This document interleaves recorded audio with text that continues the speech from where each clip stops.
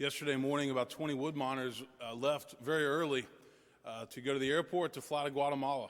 And they will be in Guatemala this week on a mission trip, and then they will come back and tell us about it. But I hope you will keep them in your thoughts and prayers as they're down there this week doing ministry and keeping that important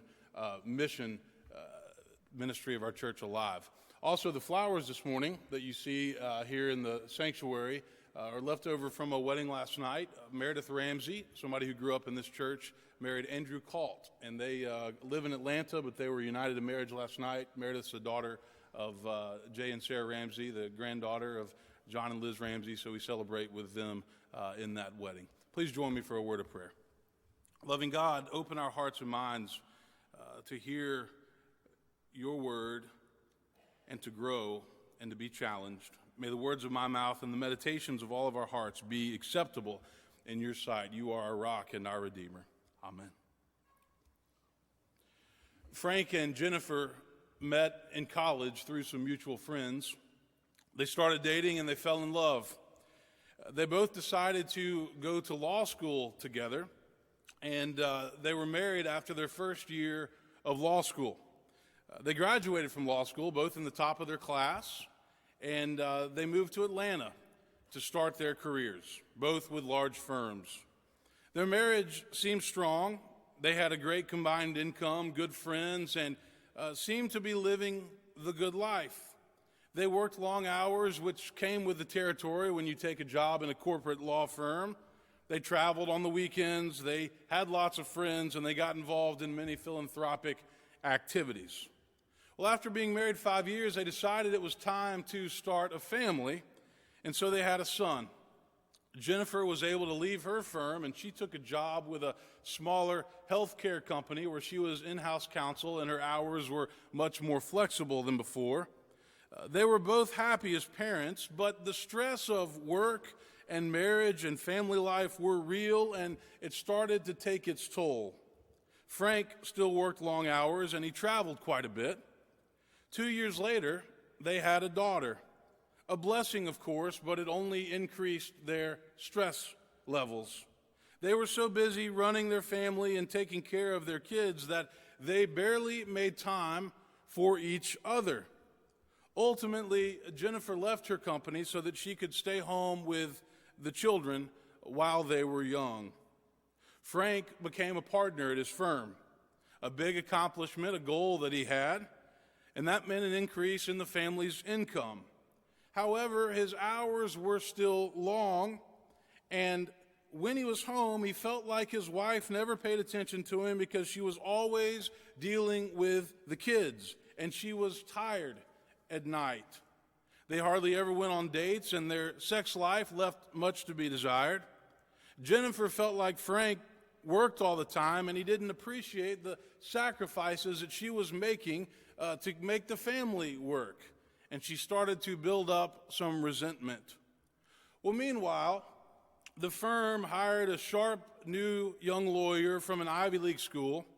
She was smart, beautiful, and she took a liking to Frank.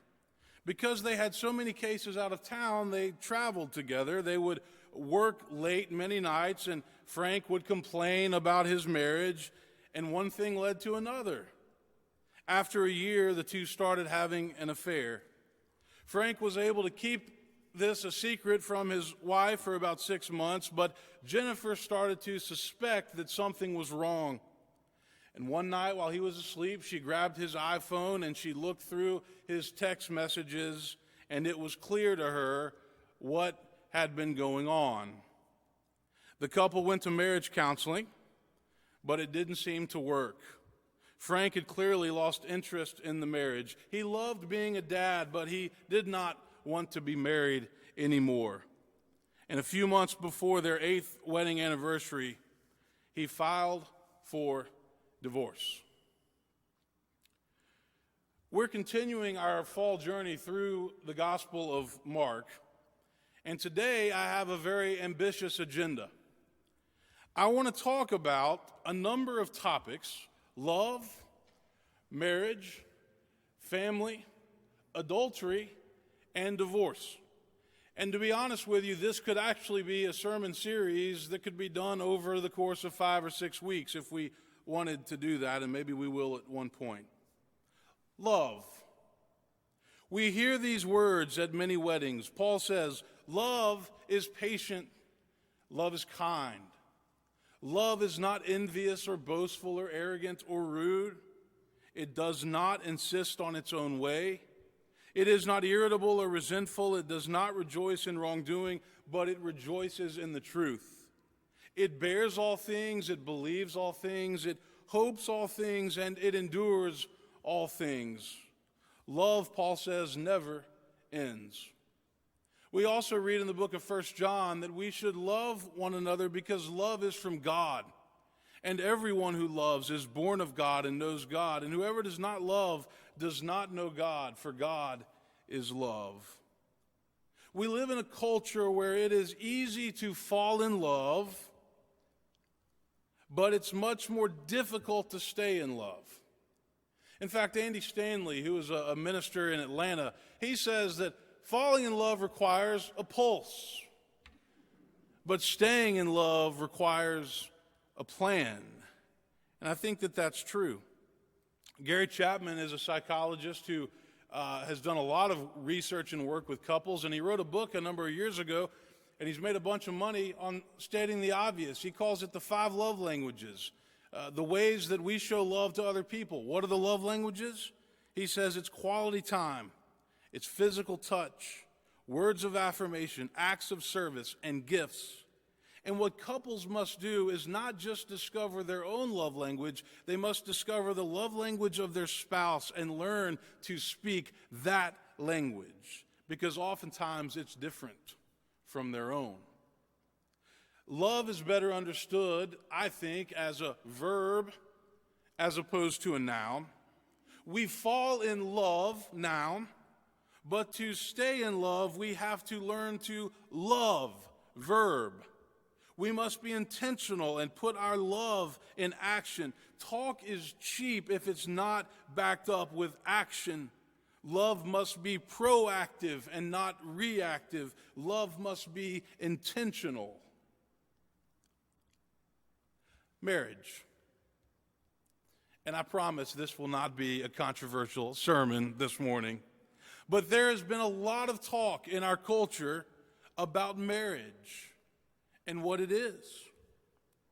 One thing that we know for sure is that our culture, for many reasons, has managed to butcher marriage, and many of the people who stand at the altar before God and before their family and friends to make their vows do not completely understand what they are committing to do.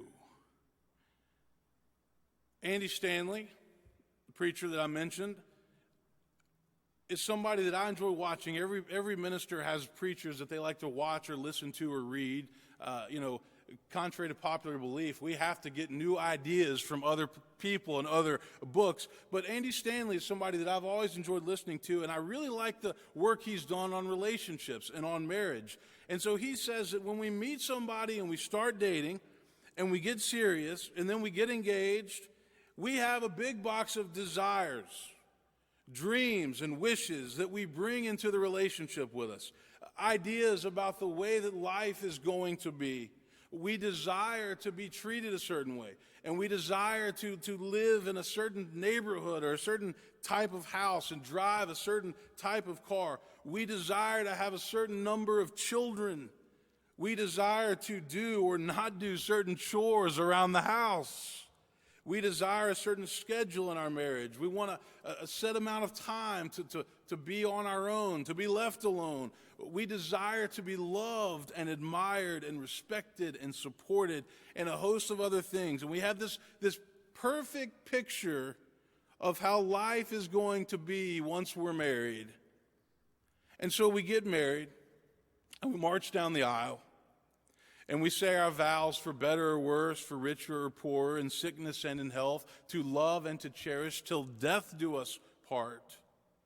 And Stanley says that we immediately take all of those desires and we turn them into expectations. And if things don't happen the way that we want them to happen, the way that we hoped they would happen, then we get disappointed very easily. And every marriage that I've ever known of has to deal with the topic of disappointment. And what Stanley says the problem is that in most marriages and relationships, the focus is on I. I want this and I want that and I want things to be this way. I want you to cater to my needs. And if you end up with two people in the same marriage that are solely focused on I, that leads to problems because guess what? Marriage is a team sport. It always has been. It doesn't work if there's one person who's always giving and another person who's always taking. I've said that when you get married, you take a big step in the direction of unselfishness. And then when you have children, you take a giant leap in the direction of unselfishness. But marriages, relationships, and families that are focused on I and me just don't seem to do very well. I've been very interested in the research of Dr. John Gottman. John and Julie Gottman have what they call the Love Lab out in Seattle, Washington, at the University of Washington. And they actually have couples that will come and stay in these apartments, and the couples sign up for this, but they will film them, not in the bedroom, but film their interactions, film how they talk, film how they treat each other, and they've done a ton of research based on this. But Gottman wrote a book, a New York Times bestseller, that was titled The 7 Principles for Making Marriage Work. And you know what those 7 principles are? He said, the first one is enhance your love map. He says healthy couples are aware of each other's history, and they know what's going on in each other's world. And this is what helps them meet each other's needs on a regular basis. Number 2, nurture fondness and admiration, because these are the 2 ingredients for a healthy, lifelong romance. Even as you grapple with each other's flaws, and we all have our flaws, make it clear that you admire your spouse.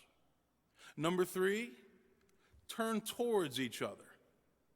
Pay attention to each other. Don't turn away. Turning towards each other is the basis of emotional connection, romance, passion, and a good sex life. Number 4, let your partner influence you. Find common ground. Don't always hold your ground no matter what.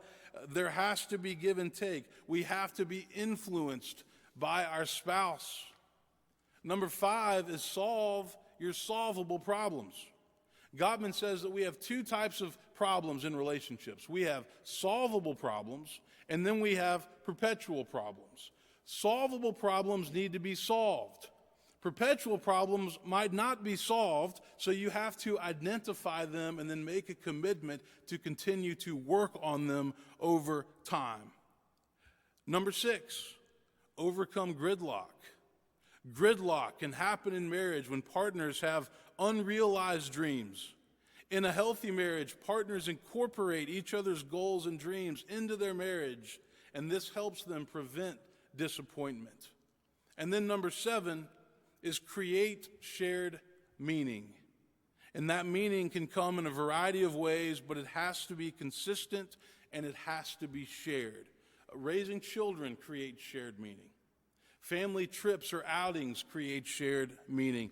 Volunteering together at the church or at a philanthropy creates shared meaning. But when couples have shared meaning, then conflict is reduced and problems are less likely to arise.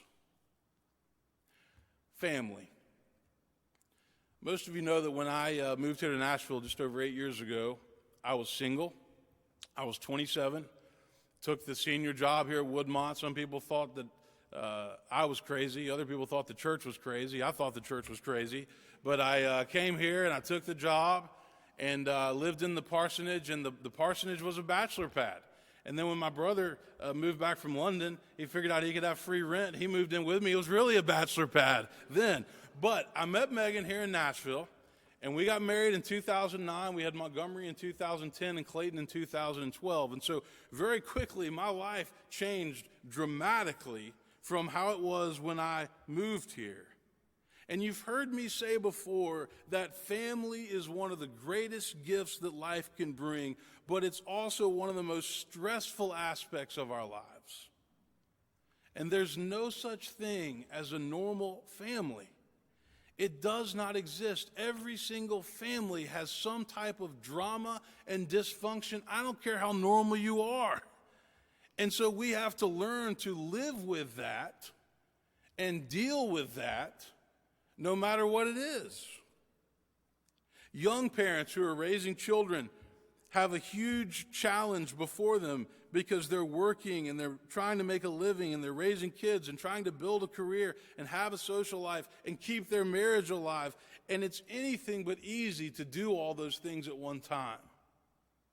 I have immense respect for single parents who are having to do that on their own. In fact, I don't know how they do it sometimes. One of the mistakes that married couples will make is that they will make their lives all about their kids. And they will never or stop setting aside time to nurture their marriage because it's all about the children. And this can become a problem because the best gift, the very best gift that couples can give to their children is a healthy marriage where they love and respect each other. But many couples will fall into the trap of making the marriage all about the kids, and that will lead to problems later because when children begin to dominate a marriage, and it happens very easily and very quickly, then problems can arise. Adultery. Adultery happens for many reasons. And Jesus talked about adultery in the Sermon on the Mount. He said, "You've heard that it was said, you shall not commit adultery. But I say to you that anyone who looks at a woman with lust has already committed adultery with her in his heart." And the guys say, "Do what?" What did you say, Jesus? What does he mean by this? He means that adultery begins in the heart and it grows from there. So pay attention to your motives. Pay attention to your thought patterns. He says if your right eye causes you to sin, tear it out, throw it away. It's better for you to lose one of your members than for your whole body to be thrown into hell. Don't put yourself in a situation where you will be tempted. There was once a study done, I'm not sure who did it, but it was reported in Psychology Today about the top reasons that people commit adultery. And here's what they said: lack of sexual satisfaction in your current relationship, a desire for additional sexual encounters, lack of emotional satisfaction in marriage, longing for emotional validation, falling out of love with your spouse, falling in love with somebody else, getting revenge, and then boredom and curiosity for a new experience. With the couples that I've worked with over the years, there is one word that seems to be consistent whenever adultery comes into play, and that word is neglect. When couples have been married for a while, they will put their marriage on cruise control and they will neglect each other's needs. And then a spouse turns somewhere else to get those needs met. Neglect happens in lots of different ways. Lastly this morning, divorce. Divorce is a terrible thing. Ask anybody who's ever had to go through a divorce, and they will tell you that it's a terrible thing. It's emotionally draining, it's gut-wrenching, it's hard on everybody involved, family, friends. But there are times when relationships, for whatever reason, have reached the point where there is no return. But divorce should always be a last resort. In our text this morning, Jesus speaks very sternly about divorce. But you see, Jesus was speaking in the first century to a culture where marriage was taken very lightly. men could divorce their wives for just about any reason that they wanted. She burned my dinner. She made me mad. I'll write her a certificate of divorce, and it's done. And so Jesus realized that we cannot maintain a healthy, stable society if people take marriage this lightly. And so Jesus says, Moses gave you the commandment that you could dismiss your wife because of your hardness of heart. But from the beginning of creation, God made them male and female. And for this reason, a man shall leave his mother and father and be joined to his wife, and the two shall become one flesh. And what God has joined together, let no one separate. And then Jesus says this to his disciples: whoever divorces his wife and marries another commits adultery against her.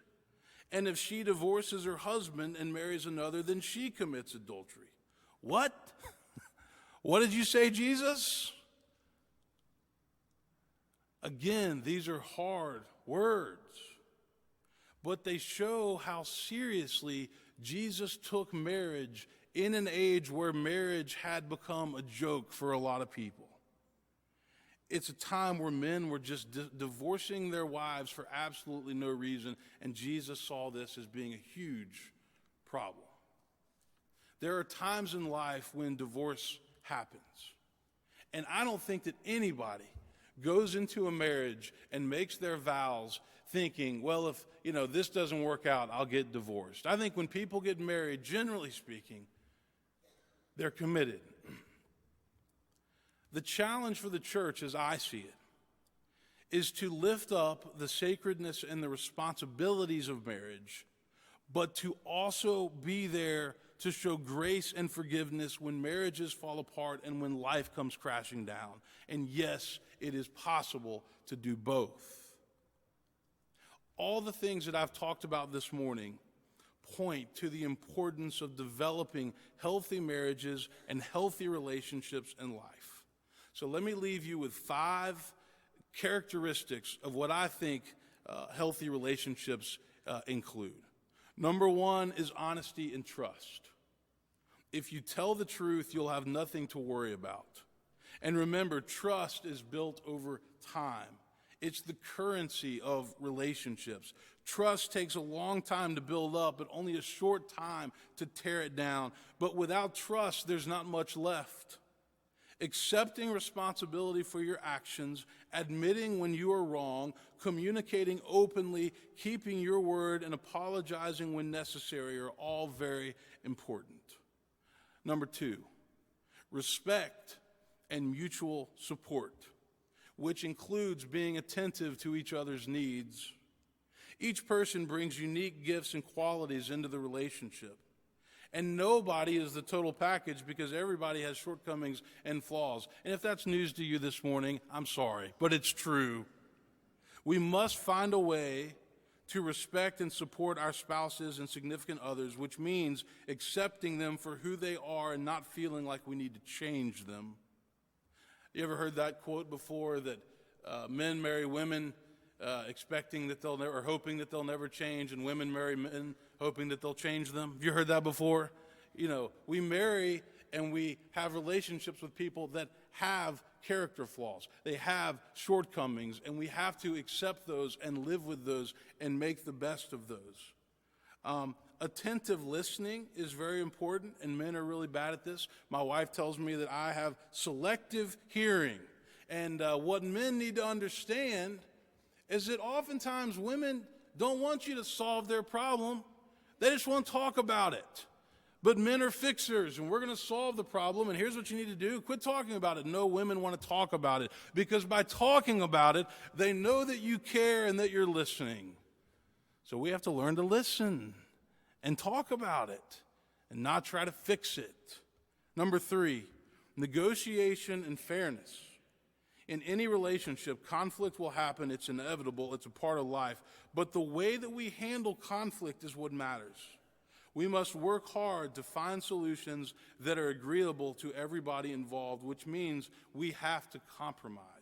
We don't always have to agree in order to respect each other's opinions. There is no issue or problem that is more important than the relationship itself. So when somebody has to win, that usually means that the relationship loses. I remember what Rod Katitsky said here many times when he taught classes here at our church. He said, you can either be right or you can be in relationship.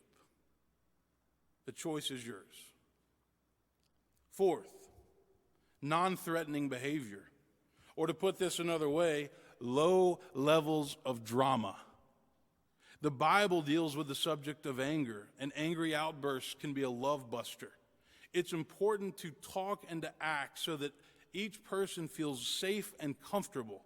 When threats are made and emotions run high, a lot of damage can be done. And so being calm is always a good thing. And then lastly this morning, number 5, intimacy and love. And intimacy is different from relationship to relationship. But there is nothing worse than being in a marriage or being in a relationship and still feeling like you're all alone. And yet there are many people who live like that every day. Paul said love is patient, love is kind, love is not envious or boastful or arrogant or rude. It does not insist on its own way. Jesus said, I give you a new commandment that you love one another as I have loved you. And remember, love is a verb and not just a noun. It's something that we do and not just something that we have. Amen.